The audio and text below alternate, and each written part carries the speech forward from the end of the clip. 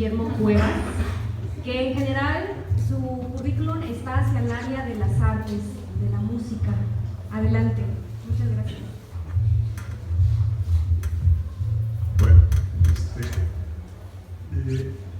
entro un poco en conflicto porque parece que todo lo que está ocurriendo ahora resulta muy atractivo, resulta muy interesante, pero tenemos también esta cuestión de los tiempos que nos había indicado Citlali, y entonces ya se escuchan por ahí las cuerdas de Alberto de la Rosa o de algunos de sus compañeros, y en realidad lo que yo voy aquí a leer ahora, porque ya lo improviso desde que me retiré hace muchos años de las actividades del jazz, ahora me da por escribir no las notas sin música, como diría Juan Vicente Melo, ¿no? Entonces, pues sí, pido la disculpa para quienes impacientes no piensen que este texto es más largo de lo que parece, ¿verdad? Pero quise escribir esto porque en la pandemia me condujo a reunir muchas notas escritas hace muchos años en diferentes medios y por diferentes ocasiones. La mayor parte son notas que hice para la Orquesta Sinfónica de Jalapa durante muchos años, actividad que compartí y con Juan Vicente Melo, del que aprendí mucho en ese aspecto y en muchos otros más en el terreno de la literatura. Y entonces pues aquí es una especie, no de fantasía, pero diría yo que variaciones sobre el tema que ha desarrollado Ricardo y que ha desarrollado el maestro Velázquez Ojeda, ¿no? Y el motivo principal, el tema, es el libro. O sea, cuando yo dije que no iba a referirme a Casals y muy poco a la música, está en función de que quise escribir tomando como tema el libro y sobre todo el título y sobre todo una coincidencia que aquí ustedes se dan. Tal vez en muchos momentos piensen que me ando cambiando, pero yo sé dónde lo ubico y espero que ustedes puedan seguir mi rumbo. Para quien siempre ha transitado por el Parque Miguel Hidalgo de Jalapa, paseando, trotando o en otros tiempos equilibrando una bicicleta, la vista que se descubre desde el balcón de la casa de la familia Bravo Reyes revela las virtudes de un refrescante alivio para los ojos que bien podría haber llamado la atención de un improbable precursor del impresionismo. Y pienso que Rosaura Citlali comparte cotidianamente, como lo hicieron sus padres y sus hermanas, ese privilegio con gorriones, calandrias, colorines, pájaros mosqueteros, tordos, y durante los meses del otoño y el invierno septentrionales, con llamativos tableritos y chipes, sin olvidar, ya que Citlali puede ver en la oscuridad, a esas nocturnas aves, mochuelos, búhos, temerosas lechuzas y hasta algún cárabo común que, gimiendo tristes y volando graves, suelen llegar a ese fragmento de bosque que también desde siempre hemos conocido como lugares. La reciente relectura del ensayo Modos de Ver de John Berger ha coincidido casi de manera providencial con la invitación a participar en la presentación del fragmento de un retrato que hoy nos reúne y ha generado el estímulo apropiado para retomar una serie de apuntes cada vez más corregidos y aumentados sobre recuerdos, sueños y pensamientos en torno a diversas manifestaciones culturales jalapeñas, donde el nombre de Roberto Bravo Garzón aparece una y otra vez a la manera de un rondó que todavía no sabe cómo llegar al acorde que marque su compás final. Debo pensar que el que el retratista José Martín Blázquez Ojeda eligió como título Fragmento de un retrato en función de la concisión de su trabajo, que muestra solo una parte del cuadro completo, sobre todo si se toma en cuenta que resulta a la vez enmarcado dentro de esa obra mayor, casi pintura moral, que es la historia de la propia Universidad Veracruzana. Y como Rosaura Citlali advierte en una nota final, porque se trata del primero de una serie de libros dedicados a la vida y obra de Roberto Bravo Garzón, que la Asociación Civil Roberto Bravo Garzón irá dando a conocer en breve. Sin embargo, con el apoyo del ensayo de John Berger, podemos afirmar que ese título, Fragmento de un retrato, resultaría lo mismo apropiado para cualquier biografía que quisiera pasar como definitiva, ya que todos somos pintores o fotógrafos de tiempo parcial, admiradores y espectadores imperfectos, autores o lectores deficientes. A diferencia del inconcebible y tal vez innombrable Dios de los teólogos, este mundo nos limita a estar en un solo lugar en cada único instante. Estamos restringidos por la perspectiva, por el punto de vista. Escribe John Berger: la perspectiva estaba sometida a una convención exclusiva del arte europeo y establecida por primera vez en el Alto Renacimiento, que lo centra todo en el ojo del observador, como el haz luminoso de un faro, solo que en lugar de luz emitida hacia afuera, tenemos apariencias que se desplazan hacia adentro. Las convenciones llamaban realidad a esas apariencias. La perspectiva hace del ojo el centro del mundo visible. Todo converge hacia el ojo como si este fuera el punto de fuga del infinito. El mundo visible está ordenado en función del espectador, del mismo modo que en otro tiempo se pensó que el universo estaba ordenado en función de Dios. Esta cita, que bien podía leerse y escucharse como un mero desvío retórico, me parece, en cambio, que nos lleva a preguntas que son también otras maneras de acercamiento a ese fragmento de retrato de Roberto Bravo que ha realizado Blázquez Ojeda. ¿Dónde se ha situado el pintor para trazar las líneas de su modelo? ¿Lo ha copiado del natural o ha recurrido a la visión de otros observadores? Y sobre todo, ¿cuáles son los rasgos del retratado que le han merecido mayor atención? Bueno, ya nos acaba de mencionar y ha respondido a estas respuestas. No hacen su trabajo. Pero hay otra pregunta: ¿cuáles son los rasgos del retratado? Perdón, desde luego.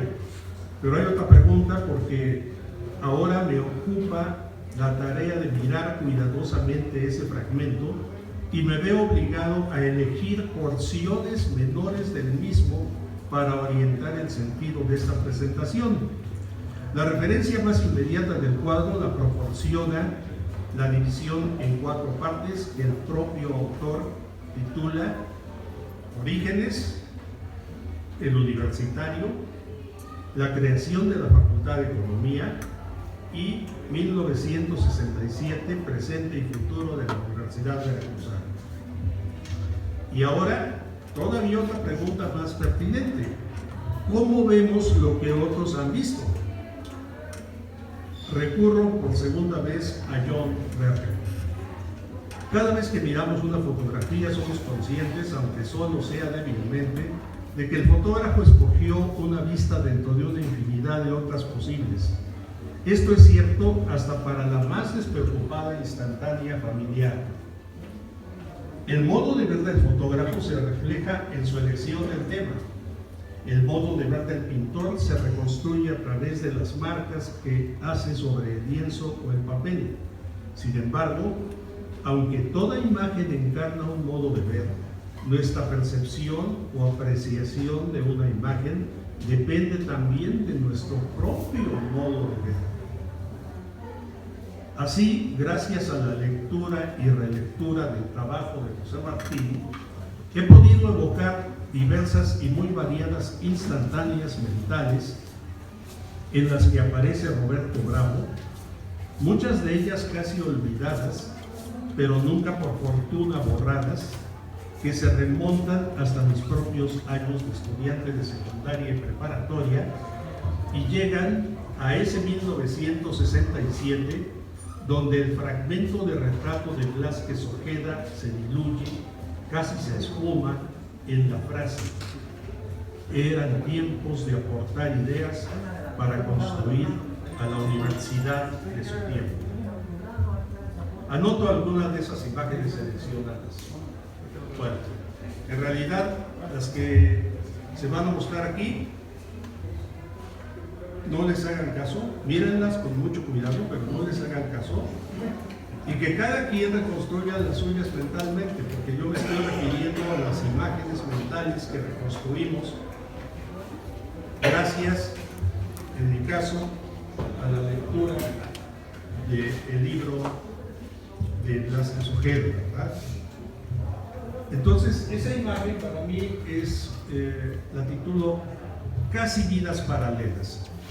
Y aquí, de alguna manera inevitable, voy a repetir alguna idea de las que ya se han expuesto. Dice: dentro del breve cuadro de los orígenes, me llama poderosamente la atención del trozo de autorretrato, un selfie verbal tomado con uno de esos pequeños móviles internos que tenía don Roberto en la cabeza y que desplazaba con extrema facilidad al pasar, porque estaba recordando. Mis recuerdos en la universidad comienzan prácticamente desde que se funda. Tenía 10 años, el calendario era de enero a diciembre y las inscripciones fueron hasta enero del año siguiente. Ese año me inscribí en la secundaria, y como la secundaria desde su fundación incluía las secundarias, y como la universidad, perdón, incluía las secundarias, cuando yo me inscribo fue su primer año lectivo, así que desde su nacimiento formo parte de ella. En efecto, cada estudiante que iniciaba su secundaria en el estado de Veracruz pasaba a formar parte de la universidad. Tanto el rector como el secretario general eran los mismos para el recién graduado licenciado en Derecho de Jalapa, el pasante de Medicina del puerto de Veracruz, o las casi niñas y niños que asistían por primera vez a una clase de Biología o Historia Universal en las nuevas secundarias de Cosamaloapan, Tierra Blanca o Naranjos. Segunda imagen. Aquí podemos ver esta incluso, y está muy bien. Fue elegida por Citlali, pero está en el libro. Pero aquí yo tengo muchas imágenes de otro amigo muy querido, y esta frase corresponde a ese amigo. Y siempre la he llevado conmigo porque son de esas frases que uno capta y se le vuelven inolvidables. La frase es, y me gustaría evocar la voz de este amigo: Roberto es bravo por lo garzón. Era la frase con la que su sobrino Miguel Bernal, hijo de la prima hermana Olga Garzón, pronunciaba en aquellos momentos donde quería dejar bien claro cuál era la rama del árbol genealógico que explicaba de manera irrefutable la valentía de Roberto Bravo a la hora de tomar alguna decisión arriesgada o emprender un plan innovador del que otros dudaban. La influencia de lo garzón queda plasmada ya desde la primerísima línea con la que Velázquez Ojeda inicia su trabajo. Voy a emitir la cita que tomé de su libro, porque él ya nos la dijo, que es esta figura de don Gabriel Garzón Cosa. La siguiente imagen, bueno, no sé cómo se aprecia con la luz y todo, pero esta es una imagen maravillosa y para mí de las más queridas que están. Espérate. Orquesta Sinfónica de Jalapa. Quien la oyó no la pudo ya jamás olvidar.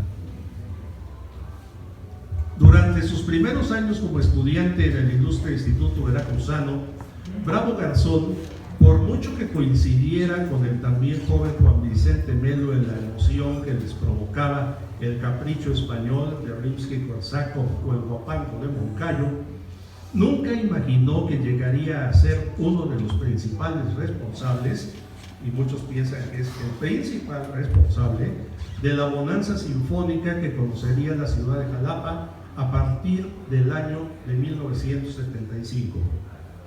Las limitaciones de la percepción humana pueden postular innumerables causas, imaginar toda clase de azares para explicar cualquier acontecimiento de la historia.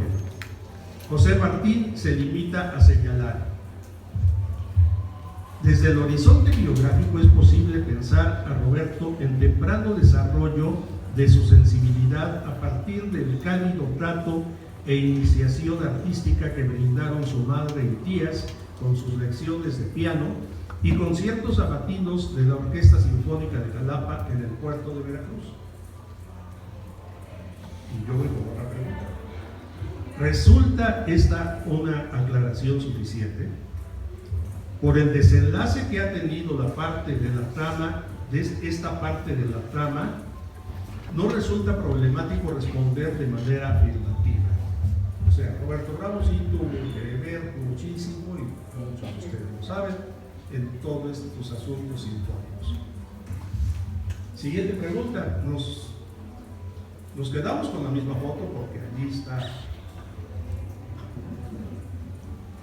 la imagen de todo lo que sigue. Pregunta: ¿quién es esa joven que toca el violín en la sinfónica? Si vemos la fotografía, solamente hay una mujer. Cuando Roberto llega a Jalapa para inscribirse en la Facultad de Derecho, la Sinfónica de Jalapa se vuelve referencia obligada de su horizonte cultural. Inicia su amistad con el director Luis Jiménez Caballero y con varios de sus integrantes. Se interesa por obras antiguas y modernas que forman parte del repertorio, pero también por una muy joven violinista que por aquellos años es la única mujer en la orquesta. Blázquez Ojeda nos dice que Yolanda Reyes Pale y Roberto Bravo Garzón también coincidían como maestros en el turno nocturno de la Escuela Secundaria Antonio María de Rivera. Rosaura Citlali, muy modestamente, me informa que la boda se celebró el 20 de diciembre de 1957. Siguiente. Bueno, aquí esta imagen yo la tengo y no sé con quién la pueda compartir. Si hay aquí alguien que estuvo en esa ocasión, te voy a referir que lo diga, pero tengo dudas. No sé, el maestro Landgrave, si ya andaba por allí. No, pero yo recuerdo. Bueno, la frase que en este caso es de la voz de Roberto Bravo es: hay que ir a tomar las armas y defender a nuestros hermanos cubanos. Una de las instantáneas más memorables que conservo es la de un muchacho exaltado al que veía por primera vez, que gritaba su discurso en el entonces llamado Paraninfo del edificio de la calle de Juárez, primera sede de la también entonces llamada Facultad de Filosofía y Letras. El alto volumen de la voz se acompañaba a intervalos con la percusión alternada de las palmas de una y otra mano sobre la mesa del presidio. Eran aquellos días de abril de 1961, cuando los Estados Unidos de Norteamérica, disfrazados de CIA, intentaron derrocar al gobierno de Fidel Castro por medio de un asalto de mercenarios en Playa Girón. El muchacho que gritaba era Roberto Bravo, por entonces líder estudiantil, alumno de la carrera de filosofía y, por si fuera poco, secretario de la misma facultad.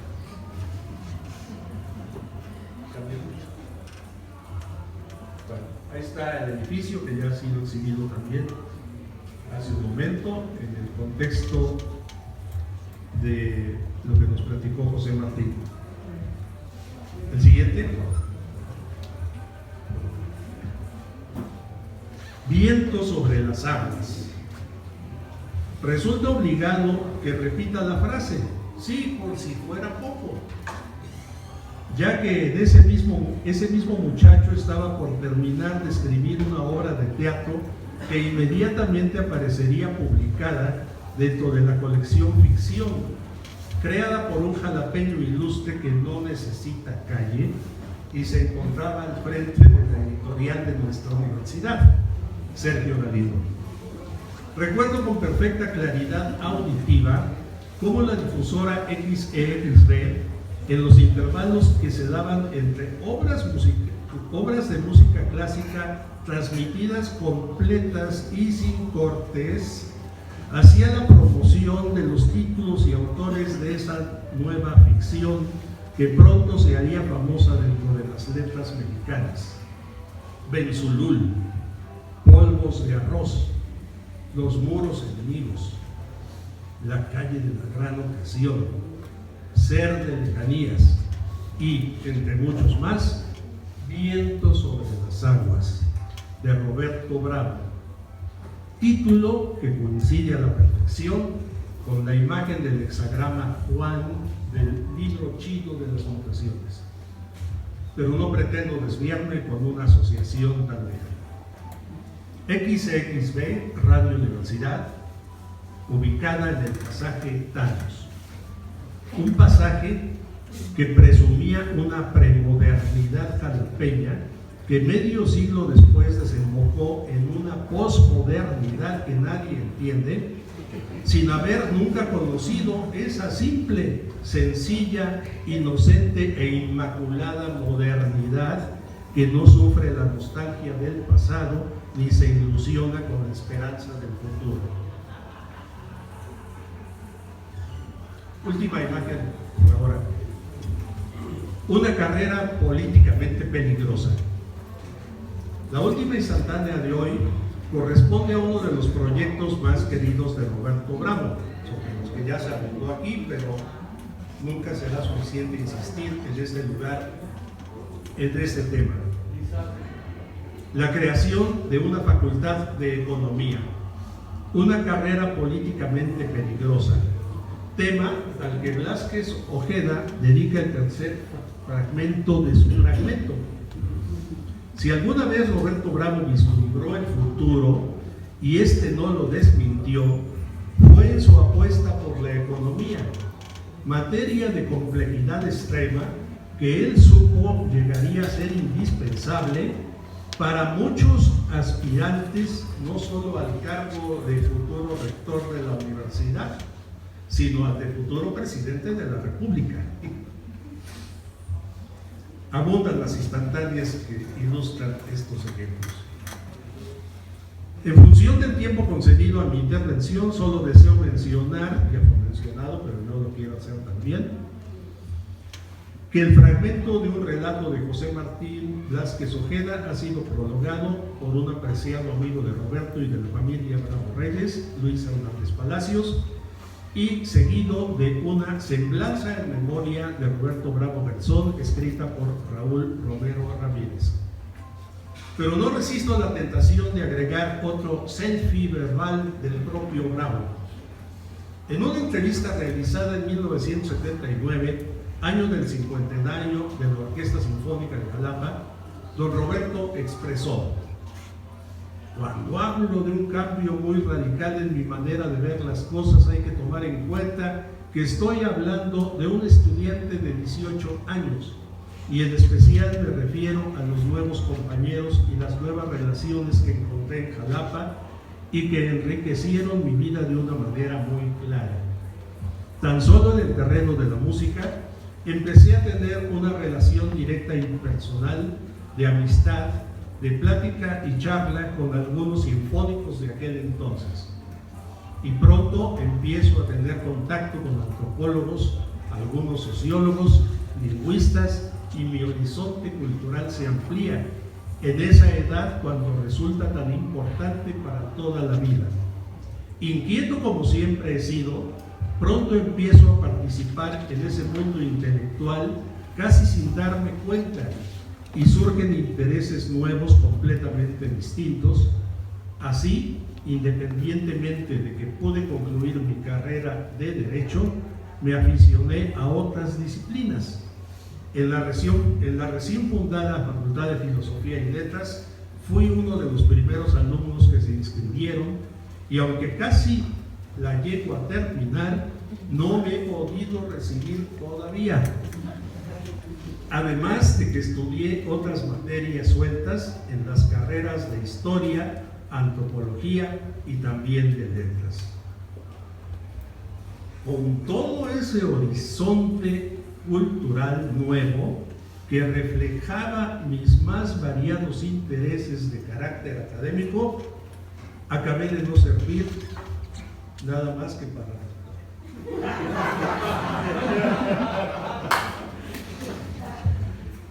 al volver a leer las propias palabras de Roberto Bravo Garzón, en esta fecha que señala el 10º aniversario de su fallecimiento, no importan ni las búsquedas del tiempo transcurrido, ni la prolongada acumulación de los trabajos y los días, sino el poder de evocación reservado en cada uno de los que fuimos testigos de su tránsito terrenal, y también, tal vez más importante todavía, aquel otro que despierte la imaginación de quienes no lo conocieron y puedan así, a través de los fragmentos dispersos en tantas memorias, hacer visible su presencia.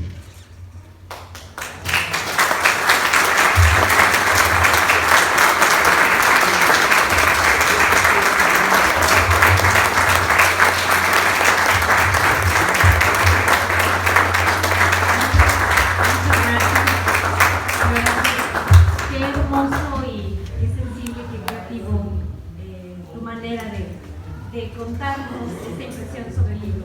Y yo nada más quiero concluir, de verdad que ha sido un agrado escuchar sobre un mismo libro estas visiones diferentes de estas tres bellas personalidades.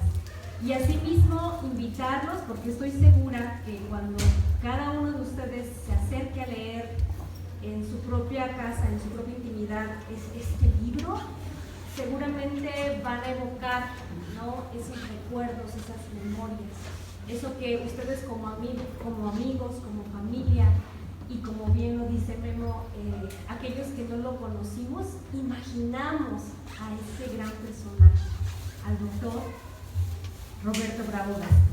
Muchas gracias por estar aquí. Vamos a, bueno, sí.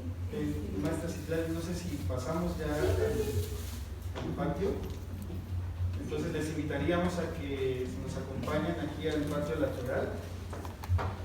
¿Sí, maestra? Sí, nos está esperando. Sí, nos está esperando ya en weekend. Sí, aquí están los libros y dijo el encargado. Si gustan, aquí comprar, lo vamos a vender. Es una simbólica forma de recuperar, porque vamos a seguir haciendo libros. Ya estoy engatusando a Memo para que el texto lo convierta. Entonces, si gustan, aquí están los libros conmigo, 150 pesitos. Y también, si ya nos atrasamos